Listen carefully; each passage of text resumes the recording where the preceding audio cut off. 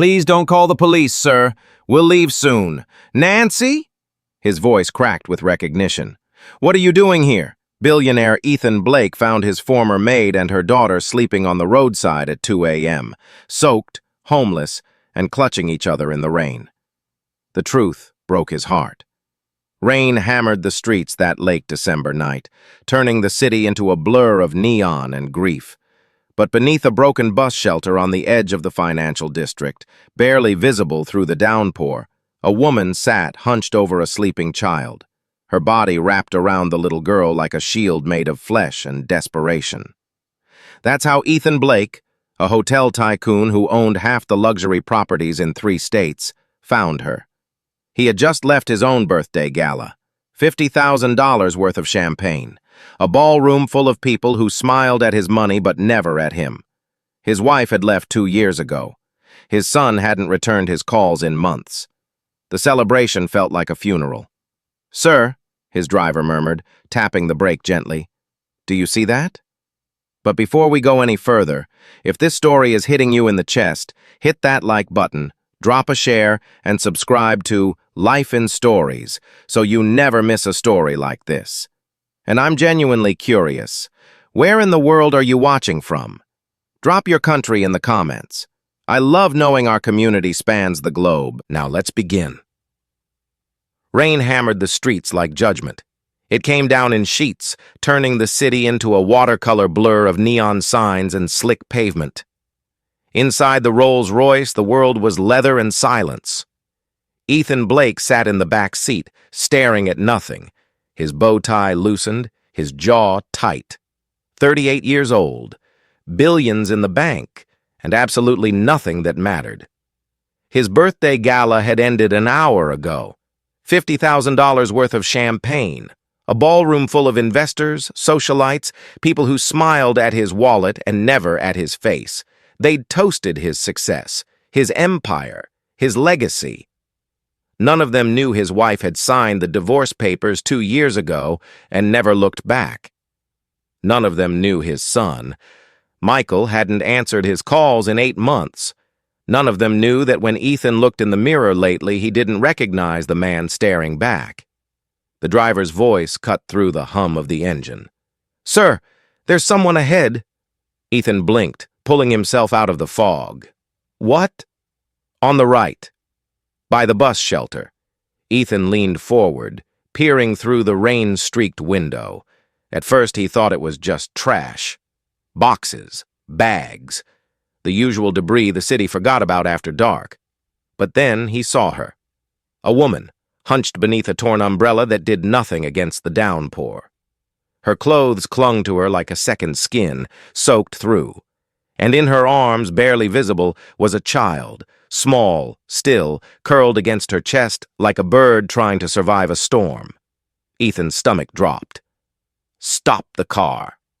The driver hesitated. "Sir?" "Stop. Now." The Rolls-Royce glided to a halt beneath the flickering streetlight. Ethan opened the door before his driver could reach for the handle. Rain immediately soaked through his tuxedo jacket, cold and sharp, but he barely felt it. He stepped closer. The woman's head was down, her face hidden behind wet strands of dark hair. Her arms were locked around the little girl, protective, desperate. The child couldn't have been more than 7. She was asleep, or unconscious, clutching a stuffed rabbit with one missing ear. Ethan's throat tightened. "Ma'am," he said softly. "Are you all right?" The woman flinched, her head snapped up, and Ethan's entire world stopped. "Nancy?" Her eyes went wide. For a moment, neither of them moved. The rain poured between them like a wall neither knew how to cross. "Mr. Blake," she whispered, her voice cracked and raw. Nancy Johnson, his former maid, the woman who had worked in his home for 5 years, the woman who used to hum hymns while folding laundry, the woman he had fired 6 months ago after his accountant accused her of theft. "What are you—" Ethan's voice broke.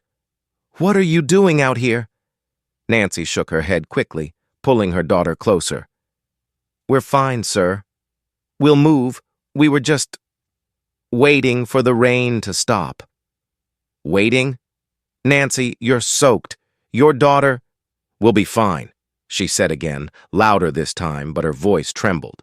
Please, don't call anyone. We'll leave, I promise. Ethan stared at her, at the bruises under her eyes, at the way her hands shook even as she tried to stand tall, at the little girl in her arms, shivering in her sleep. Something inside him cracked. Where are you going? He asked quietly. Nancy looked away. Nowhere, sir. Just somewhere dry. Do you have a place to stay? Silence. Nancy. We lost our apartment, she said, her voice barely audible over the rain. 3 months ago? Ethan felt like he'd been punched in the chest. 3 months? He repeated. You've been out here? For 3 months? She didn't answer. She didn't have to. He stepped closer. Get in the car. Nancy's eyes filled with panic. Sir, please. I don't want trouble. We'll leave, I swear. You're not in trouble. His voice was firm now, steady. You and your daughter. Get in the car. I can't. Nancy. He looked her directly in the eyes. Please. She hesitated, trembling, shame and pride warring across her face. Then slowly she nodded. Ethan turned and opened the back door of the Rolls-Royce. He stepped aside as Nancy carefully climbed in, cradling her daughter like she might break. The little girl stirred but didn't wake. Before Nancy could settle, Ethan unbuttoned his coat, the expensive wool overcoat that cost more than most people made in a month, and draped it over the child's small, shivering body. Nancy stared at him, eyes glistening. Mr. Blake, you don't have to. Yes, he said quietly. I do. He closed the door gently and walked around to the other side, sliding in beside them. The driver pulled away from the curb without a word. The warmth inside the car was suffocating. Or maybe that was just the weight in Ethan's chest. Nancy sat stiff, her back straight, her arms still locked around her daughter. She wouldn't look at him. We'll only stay until morning, she whispered. I don't want your pity. Ethan turned to her. Rain still dripped from his hair. His hands were cold, but his voice was warm, broken, and painfully honest. It's not pity, Nancy. She finally looked at him. It's debt. Her breath hitched. A tear slipped down her cheek, silent and devastating, and as the Rolls-Royce carried them through the rain-soaked streets toward his penthouse, Ethan realized something he hadn't felt in years. Shame. Not the kind that comes from failure, the kind that comes from seeing exactly who you've become and hating it. The penthouse smelled like money and emptiness. Floor-to-ceiling windows framed the glittering skyline. Marble floors gleamed under recessed lighting. Everything was pristine, modern, untouched. It looked like a magazine spread. It felt like a mausoleum. Ethan pushed open the door and stepped aside. Nancy hesitated at the threshold, her daughter still asleep in her arms, wrapped in his coat. Come in, Ethan said gently. She didn't move. Nancy, please. She stepped inside slowly like she was trespassing. Her wet shoes squeaked against the marble. She stopped just past the entrance, standing stiff and small in the center of all that wealth. From the hallway, Ethan's housekeeper, Mrs. Lynn, appeared in her robe, eyes wide with shock. Mr. Blake, I didn't know you were bringing... They're my guests, Ethan said quietly, his tone leaving no room for questions. Mrs. Lynn blinked, then nodded. Of course, sir. Shall I prepare the guest room? Yes, and bring towels, warm clothes, something for the child. Mrs. Lynn disappeared without another word. Ethan turned back to Nancy. She was still standing in the same spot, soaked and trembling, holding Grace like a shield. You can sit, he said softly. Nancy shook her head. I'll get the couch wet. I don't care about the couch. But I do. Her voice was barely a whisper. Ethan exhaled, his chest tightening. Even here, even now. She still felt like a servant in his home. "Nancy," he said, stepping closer. "Sit down. Please." She hesitated, then finally lowered herself onto the edge of the leather sofa, still cradling Grace. The little girl stirred, her eyes fluttering open. She looked around, confused, clutching her one-eared rabbit tighter. "Mommy," she murmured. "Where are we?" "Somewhere safe, baby," Nancy whispered, brushing damp curls from her daughter's face. "Just for tonight." Grace's big brown eyes drifted toward Ethan. She studied him with the kind of unfiltered curiosity only children possess. "Are you a giant?" she asked. Ethan blinked, caught off guard. "What? You're really tall, like a giant." She yawned. "But you don't look mean." Nancy's cheeks flushed. "Grace, don't—" "It's all right," Ethan said, kneeling down so he was eye level with the child. "I'm not a giant. Just tall." Grace tilted her head. "Do you live here all by yourself?" "I do." "That's sad." The words hit him like a stone to the chest. Mrs. Lynn returned with towels, blankets, and a tray holding 3 mugs of cocoa. She set everything down silently and left.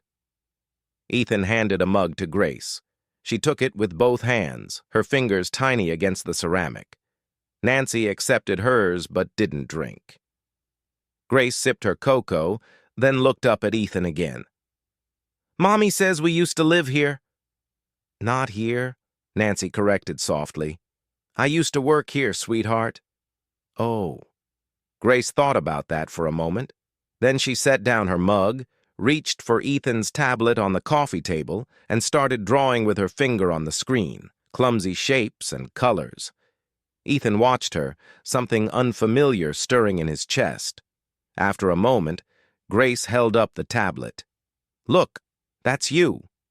It was a stick figure with a circle head, 2 dots for eyes, a flat line for a mouth. "You have clouds in your eyes," Grace said matter-of-factly. Ethan frowned. "Clouds?" "Uh-huh. Like when it's gonna rain, but it hasn't yet." She tilted her head. "Mommy has them too sometimes." Nancy's breath caught. She turned away, but not before Ethan saw the tears she was trying to hide. He set down his mug. His voice was quiet, careful. "Nancy," he said, "what happened after I let you go?" She stiffened. "Mr. Blake, you don't need to." "I do." Silence stretched between them like a wound. Finally, Nancy spoke. "I couldn't find work," she said, her voice hollow. "Every family I applied to asked for references. Your house was the only place I'd worked for more than a year. And when they called, they were told I'd been fired for stealing." Ethan's jaw tightened. "No one wanted to hire me after that," she continued. "I took cash jobs, cleaning offices at night, babysitting, but it wasn't enough. I couldn't make rent. We were evicted 3 months ago." Her voice cracked. "Grace's father left before she was born. I have no family, no safety net, so we've been moving. Shelters when we could get in, streets when we couldn't." Ethan felt like the floor was falling out from under him. "Nancy," he said slowly, "did you take that money?" She looked at him then. Really looked at him. Her eyes were full of something worse than anger, disappointment. "You didn't even ask me if I did it, sir," she said quietly. "You just believed him." Ethan's throat tightened. Flashbacks hit him like punches. 6 months ago, his office. Gordon Wells, his chief accountant, standing across from him with a grim expression. "Sir, we've got a problem. $400 missing from petty cash. The only person with access besides you and me is the maid." Ethan had barely looked up from his desk. "Are you sure? The timing matches her shifts. I'm sorry, Mr. Blake, I know she's been with you a long time." And Ethan had nodded, signed the termination papers, never asked Nancy a single question. He closed his eyes now, shame burning through him like acid. "I didn't want to believe you could," he whispered. Nancy's voice was soft, broken. "But you did." Grace yawned again, leaning against her mother. "Mommy, I'm sleepy." Nancy stood quickly, wiping her eyes. "We should go to bed. Thank you for the cocoa, Mr. Blake." "The guest room is ready," Ethan said, his voice hoarse. "Mrs. Lynn will show you." Nancy nodded and carried Grace toward the hallway. But before she disappeared, she stopped and looked back at him. "I never stole anything from you, sir," she said. "Not a penny, not ever." Then she was gone. Ethan stood alone in his penthouse, surrounded by glass and marble and silence. Hours later, he couldn't sleep. He walked past the guest room. The door was cracked open. Inside, Nancy and Grace were curled together on the bed, finally warm, finally safe. Grace's little hand rested on her mother's shoulder. Nancy's face, even in sleep, still carried the weight of the world. Ethan stared at them for a long time. Then he whispered into the darkness, "If she's telling the truth, then who lied?" And for the first time in 6 months, a terrible, creeping certainty began to take root in his chest. Ethan couldn't stop staring at the file. It was 3:47 a.m. The city outside his window was still dark, wrapped in silence and leftover rain. His penthouse office glowed with the cold light of his laptop screen. He'd been sitting there for 2 hours, scrolling through HR records, payroll logs, security timestamps, anything connected to Nancy Johnson's termination. Something wasn't right. The theft had been reported on March 14th. Nancy's last shift had been March 12th, but the petty cash drawer hadn't been audited until March 15th, the day after Gordon Wells personally took over the books. Ethan's jaw tightened. He grabbed his phone and dialed. It rang twice before a gravelly voice answered. "Blake, it's 4 a.m. "I need you to dig into someone," Ethan said, his voice sharp and cold. "Gordon Wells, my chief accountant." There was a pause. "Your accountant?" "What am I looking for?" "Everything. Every transaction, every file he's touched in the last year. And I want the security footage from March 14th, the day my maid was accused of theft. All of it, even the deleted logs. That's a lot of... I don't care what it costs. I need it by sunrise." Another pause. Then, "You got it." Ethan hung up and leaned back in his chair, rubbing his face with both hands. His chest felt tight. His mind kept replaying the same image over and over. Nancy's face when he told her she was fired. She hadn't cried, hadn't yelled. She'd just stood there, hands trembling, and said softly, "Mr. Blake, I didn't take anything." And he'd looked away. He squeezed his eyes shut now, trying to block it out. But guilt didn't care about closed eyes. The phone buzzed at 5:23 a.m. Ethan snatched it up. "Talk to me." "You're not going to like this," the investigator said. "Just tell me." "Gordon Wells has been skimming funds for 8 months. Small amounts at first, couple hundred here and there. Then it got bigger. He was pulling cash from petty accounts, expense reports, vendor payments, all off the books." Ethan's stomach dropped. "How much?" "North of 40,000. "Jesus." "There's more," the investigator continued. "I recovered the deleted security footage from March 14th. Your maid, Nancy Johnson. She caught him. She walked in on him pulling cash from the office drawer. They argued. She threatened to report him. Ethan's blood went cold. "So he framed her," the investigator said quietly. "Planted the missing money report. Deleted the footage. Made it look like she was the thief. And you fired her the next day." Ethan couldn't breathe. "Sir, you still there?" "Send me everything," Ethan whispered. "Every file, every frame, already in your inbox." The line went dead. Ethan sat frozen, staring at nothing. His hands were shaking, his vision blurred. She was innocent.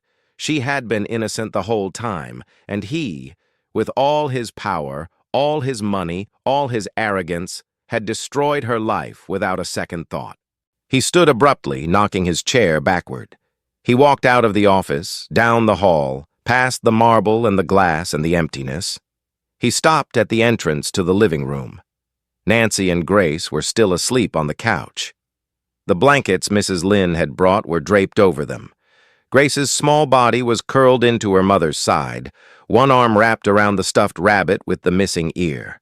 Nancy's face, even in sleep, looked tired, worn, like she'd been carrying the weight of the world for so long she'd forgotten what it felt like to put it down. Ethan stepped closer, silent as a ghost. He knelt beside the couch and looked at the little girl. Grace's cheek was pressed against the rabbit's matted fur. The toy was old, threadbare, held together by love and nothing else. He reached out slowly and touched the rabbit's missing ear, a metaphor he couldn't escape. Lost innocence, broken trust, things that couldn't be sewn back together. His throat tightened. "All this money," he whispered into the stillness.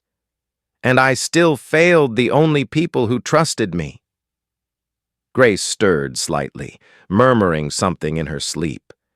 Nancy's hand instinctively moved to cradle her daughter's head, even unconscious, still protecting. Ethan's chest cracked open. He had everything. Penthouses, cars, power, influence. And this woman, this good, honest woman, had lost everything because he hadn't bothered to ask one question. "Did you do it?" He should have asked. He should have believed her, but he hadn't. And now she'd spent 3 months on the street because of him. Ethan stood slowly, his legs unsteady. He walked to the window and watched as the first pale light of dawn began to break over the city. The rain had stopped. The sky was bruised purple and gold. He turned back toward Nancy and Grace. And for the first time in years, Ethan Blake felt something stronger than guilt. He felt purpose. He walked back to the couch and knelt down again, this time closer. Nancy's eyes fluttered open. She blinked, disoriented, then tensed when she saw him. "Mr. Blake," she whispered, sitting up carefully so as not to wake Grace. "I'm sorry. We'll leave now. I didn't mean to." "You're not leaving," Ethan said quietly. Nancy froze. "What?" He met her eyes. His voice was steady now, certain. "You're not leaving this house again." Her breath caught. Confusion and fear flickered across her face. "Sir, I don't understand." "You were right, Nancy." His voice cracked. "You were right about everything." Tears welled in her eyes, but she didn't speak. Ethan's hands trembled as he spoke the words that would change everything. "I know the truth now, and I'm going to fix this." Nancy stared at him, disbelief and hope warring in her expression. And as the sunrise spilled through the windows, painting the cold penthouse in warmth it hadn't seen in years, Ethan Blake made a promise he intended to keep, no matter what it cost him. Morning light slipped through the curtains like a whisper. Nancy's eyes opened slowly. For a moment, she didn't know where she was. Then she saw the marble floors, the towering windows, the expensive furniture, and reality crashed back in. She sat up quickly, her heart racing. Grace was still asleep beside her, clutching her rabbit. Nancy's hands trembled as she carefully moved the blanket off herself. "We have to leave. We can't stay here. This isn't our place." She stood, smoothing her borrowed clothes, preparing to wake Grace as quietly as possible. "Good morning." Nancy jumped. Ethan stood in the doorway, already dressed, holding 2 mugs of coffee. His face was calm, but his eyes carried something heavy. "Mr. Blake," Nancy said quickly, her voice tight, "I'm sorry we stayed so long. We'll leave now. You've done more than enough." "Nancy." His voice was firm but gentle. "Sit down." "Sir, I really should." "Please." Something in his tone stopped her. She sat slowly on the edge of the couch, hands folded in her lap. Ethan set the mugs down and sat across from her. For a long moment, he just looked at her. Then he spoke. "You were innocent." Nancy blinked. "What?" The theft, the accusation, all of it. His voice cracked. You were innocent, Nancy, and I failed you. Her breath caught. Ethan leaned forward, his elbows on his knees, his hands clasped tightly together. I had it investigated last night. Gordon Wells, my accountant, he was embezzling. You caught him, and he framed you to cover it up. Nancy's hand flew to her mouth. He deleted security footage, falsified reports, and Ethan's voice broke. I believed him without asking you a single question. Tears spilled down Nancy's cheeks, hot and fast. She tried to speak but couldn't. I destroyed your life, Ethan whispered, because I was too arrogant to see the truth. Grace stirred beside her mother, rubbing her eyes. Mommy, why are you crying? Nancy pulled her daughter close, burying her face in Grace's hair, her shoulders shaking. Ethan knelt in front of them both. His eyes were red, his voice was steady. You and Grace are home now, he said, for as long as you want. I can't undo what I did, but I swear to you, I will spend every day trying to make it right. Nancy looked up at him, tears streaming, disbelief and hope tangled in her expression. Why? She whispered. Why would you do this for us? Ethan's voice was quiet, honest. Because you deserved better, and I should have given it to you the first time. Grace looked between them, confused but sensing something important. She reached out and touched Ethan's hand. Are we really staying? She asked softly. Ethan smiled through the ache in his chest. Yes, sweetheart. You're really staying. The scandal broke within days. Gordon Wells was arrested on charges of embezzlement and fraud. The media erupted. Headlines screamed about corruption in one of the city's most powerful firms. Ethan held a press conference and publicly cleared Nancy's name. I wronged an innocent woman, he said into the cameras, his voice unwavering. Nancy Johnson was falsely accused, and I failed to protect her. That ends today. Nancy stood beside him, trembling but strong. Ethan announced her new role, head of guest relations for the Blake Foundation, a charity he was launching to support single mothers, victims of wrongful termination, and families recovering from homelessness. Within months, the foundation opened its first second chance shelter, then another, then 5 more. Grace enrolled in a private school under a full scholarship Ethan personally funded. She thrived. Nancy found her voice again, speaking at events, helping other women rebuild their lives. Ethan transformed too. He stopped attending hollow galas, started visiting shelters, listened to people's stories, and slowly the cold emptiness in his chest began to thaw. 3 years later. The ribbon-cutting ceremony for the 10th Second Chance shelter was held on a sunny Saturday in May. Reporters crowded the steps. Families gathered with signs and flowers. And at the center of it all stood Ethan Blake, older now, softer somehow. Beside him was Nancy, confident, radiant, no longer afraid. And beside her was Grace, now 10 years old, hair in braids, eyes bright and full of life. A reporter called out, "Mr. Blake, what inspired this transformation?" Ethan smiled faintly and stepped aside, gesturing toward Nancy. She did. Nancy took the microphone. Her voice was steady. 3 years ago, I had nothing, she said. No home, no hope, just my daughter and a prayer. And this man... She looked at Ethan, her eyes warm. This man chose to believe again, not just in me, in himself. She paused, her voice thick with emotion. He's the man who believed again when the world told him not to. The crowd applauded. Grace tugged on Ethan's sleeve. He bent down and she wrapped her arms around his neck in a tight hug. You kept your promise, Uncle E, she whispered. Ethan's throat tightened. He hugged her back, his eyes closing. I tried, kiddo. When he stood, Nancy was watching him.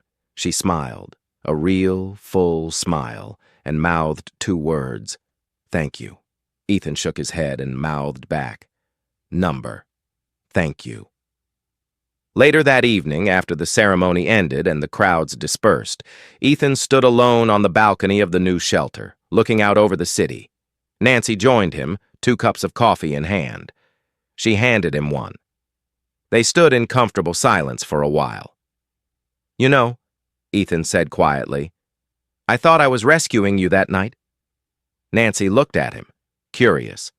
He smiled, sad and grateful all at once. "But the truth is, you rescued me first." Nancy's eyes shimmered. "You and Grace," he continued.